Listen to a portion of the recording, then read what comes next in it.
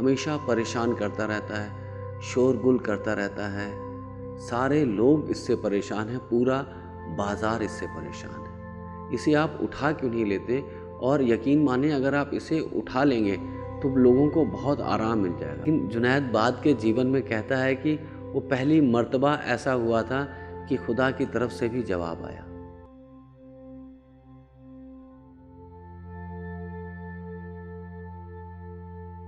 नमस्कार। इन सूफ़ी कहानियों की श्रृंखला में आज जिस कहानी को लेकर उपस्थित हुए हैं, ये कहानी है एक सूफ़ी फ़कीर जुनैद के जीवन से। कहते हैं जुनैद एक बार जा रहे होते हैं एक दूसरे गांव में। तो दूसरे गांव में रहते हुए अभी उन्हें 3-4 दिन ही होते हैं कि वो एक दिन प्रार्थना के समय, प्रार्थना के बाद में परमात्मा से कहते हैं कि हे ईश्वर, मेरे इस पड़ोसी को तू उठा क्यों नहीं लेता, क्योंकि ये तो बिल्कुल सिर में दर्द हो गया है। हमेशा परेशान करता रहता है, शोरगुल करता रहता है, धमा चौकड़ी करता रहता है। सारे लोग इससे परेशान हैं, पूरा बाज़ार इससे परेशान है। तो आखिर ऐसे व्यक्ति को आपने इस दुनिया में रखा ही क्यों छोड़ा है? इसे आप उठा क्यों नहीं लेते? और यकीन माने अगर आप इसे उठा लेंगे तो लोगों को बहुत आराम मिल जाएगा, बहुत शांति, बहुत सुकून की ज़िंदगी हो जाएगी सबकी। तो उनकी इस शिकायत के बाद कहते हैं परमात्मा ने पहली बार जुनैद को जवाब भी दिया। इसके पहले की हुई प्रार्थनाओं में कभी उस तरफ से जवाब तो नहीं आया था, लेकिन जुनैद बाद के जीवन में कहता है कि वो पहली मर्तबा ऐसा हुआ था कि खुदा की तरफ से भी जवाब आया। तो परमात्मा कहते हैं कि जुनैद, तुम्हें तो अभी 3-4 दिन ही हुए हैं इस पड़ोसी के साथ में।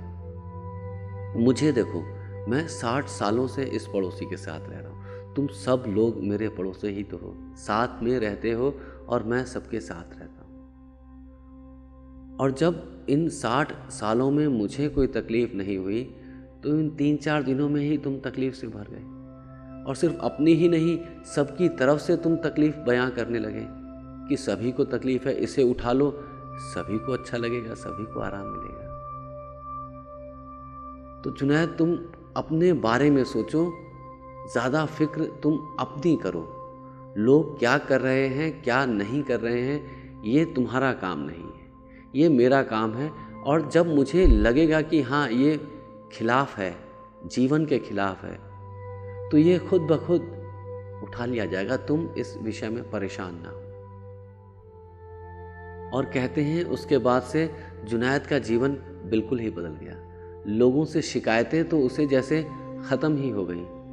कोई अगर किसी शिकायत को लेकर उसके पास आता भी तो वो तो यही कहता कि नहीं, परमात्मा को जब इससे कोई शिकायत नहीं तो मुझे क्यों शिकायत होने लगी। जब इसके कर्म खुदा को मंजूर हैं तो मैं कौन होता हूँ बीच में आने वाला? मैं कौन होता हूँ अपनी बुद्धि दिखाने वाला कि ये सही है या गलत है, इसके साथ ऐसा होना चाहिए या ऐसा होना चाहिए। और ऐसे सिर्फ इस एकमात्र सूत्र से जुनैद का जीवन प्रेमपूर्ण हो चला, प्रार्थनापूर्ण हो चला। अब जब उठती थी उसके अंदर से प्रार्थनाएं, तो प्रार्थनाओं की तरह उठती थी, शिकायतों की तरह नहीं उठती थी। अब जब भी होता था, धन्यवाद उठता था। धन्यवाद की सुवास उसके चारों ओर बिखरी रहती थी। परमात्मा उसके अंदर से अब झलकने लगा था। तो ये थी छोटी सी कहानी। तो देखिए, कहीं जुनैद की तरह हम भी लोगों से शिकायतें तो नहीं करते। 4 दिन होते हैं मिले हुए, हमें तो पता भी नहीं होता है कि दूसरे व्यक्ति की मजबूरी क्या है, किस मनः स्थिति से वो गुजर रहा है, और न जाने वो ऐसा जो कर रहा है वो क्यों कर रहा है। हमें उसके विषय में कुछ भी नहीं पता होता है। हमें तो बस इतना पता होता है कि जो कर रहा है गलत कर रहा है। हमें उससे बस शिकायत ही होती है। तो देखिए, इन शिकायतों का हिसाब किताब भी उसी को रखने दें जिसने उसे बनाया, जिसने हमें बनाया।